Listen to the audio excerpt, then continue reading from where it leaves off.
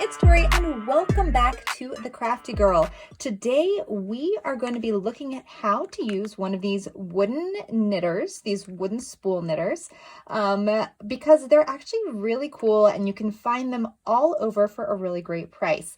I actually got this one at the thrift store and I think this was half off. I think I paid $1.50 and it was still in the package.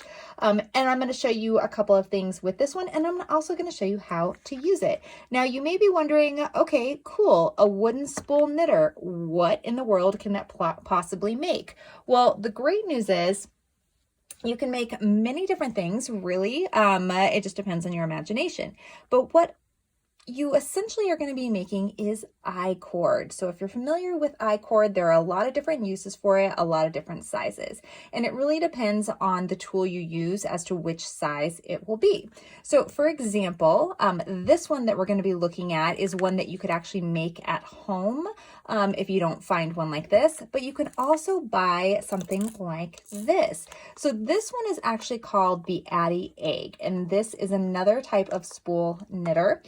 This one's a little different because it does have the actual hooks and it is more of a manual, or it's not automated because you still have to use your hand, but you have a crank here instead of using like a needle to pull the thread over. So it's similar and it's another way to create that kind of really cool knitted cording.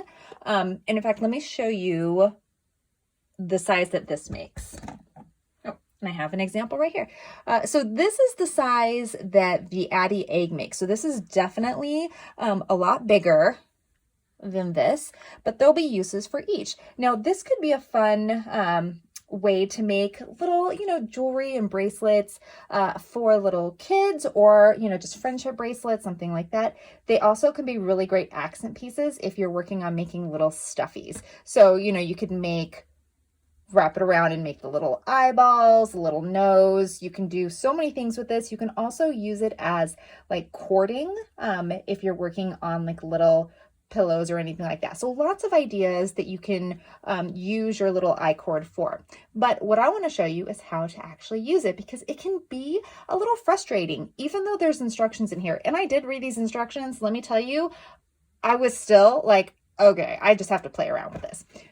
So let's take a look at this one in particular, since this is the one that I have. Okay. So you'll notice it's just made from a wooden spool. That's it. Something that looks like this. So if you have any old yarn around or any old wooden spools, you can actually make your own. All you need, 4 nails. 4 nails on the top. 1, 2, 3, 4, and evenly space them around.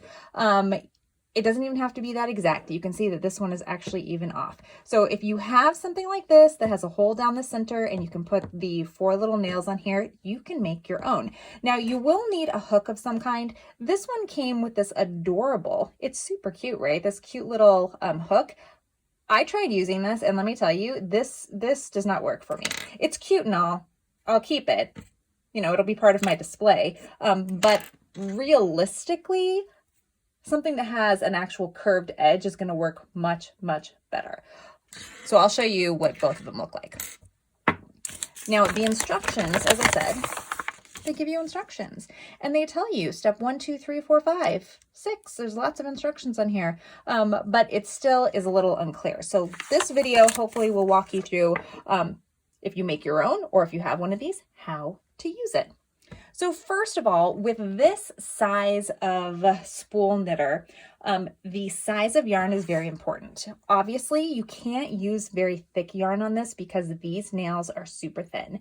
And if you use something thick, it's just going to get jammed up in there and it's not going to work. So something that's like a smaller yarn is going to be what you are looking for. Well, you can even use embroidery floss. And I don't know where it went. It's somewhere. But you could use embroidery floss as well. So we are going to use this because I have this here.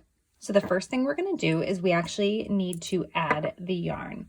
And this is where this needle comes in really handy, because if you try to do it, sometimes it'll work, but trying to just get this and work this all the way down, you're going to find it gets stuck in there. And you can try to put tweezers up there, but why do that? when you can just use your needle. Also, if you're using something like this, let's say you make one at home, you can still use those needles through there. They go right through. So this, I definitely recommend using a darning needle, just to pop it right down in there. All right, now how you're gonna hold it. So let's talk about holding it. The reason a spool is so comfortable is because you can hold it in the center. You don't have to hold it so thick right here.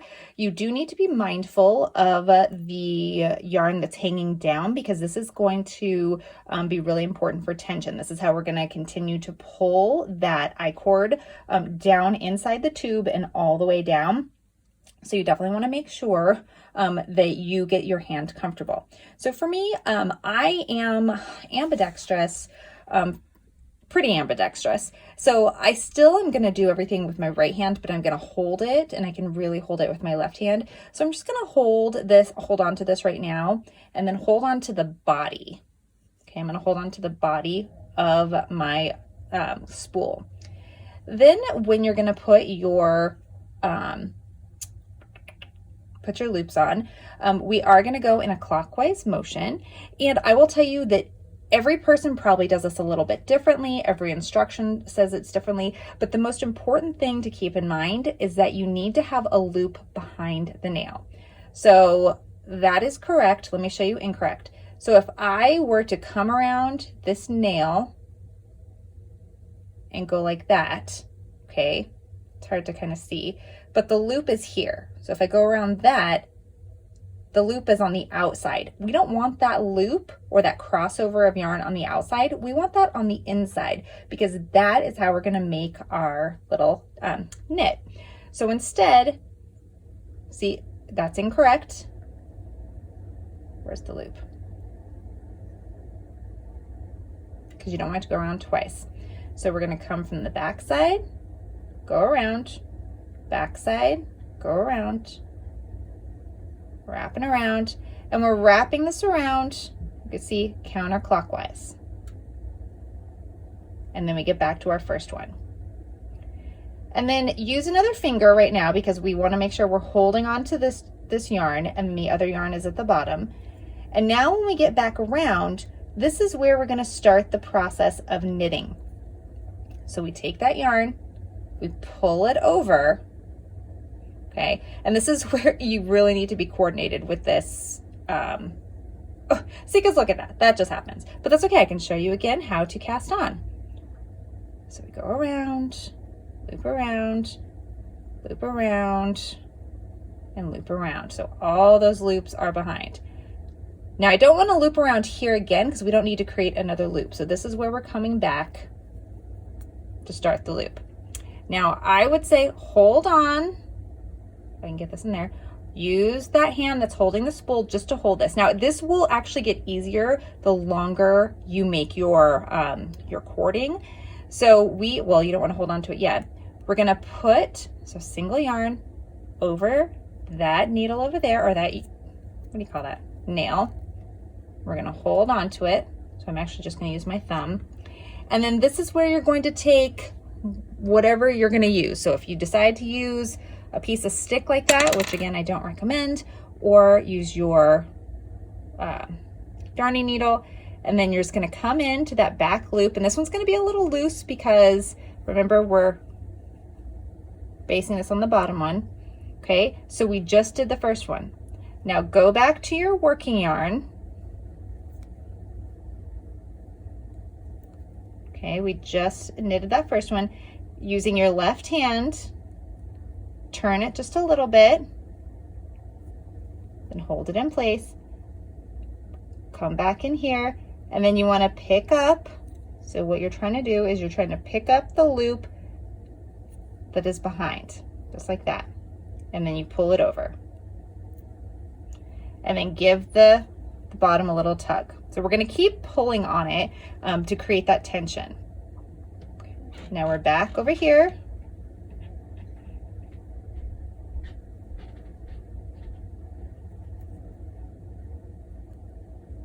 Going under to find the loop and pulling it over. And you'll see it starts to go down the center. All right, I'm gonna come back over here.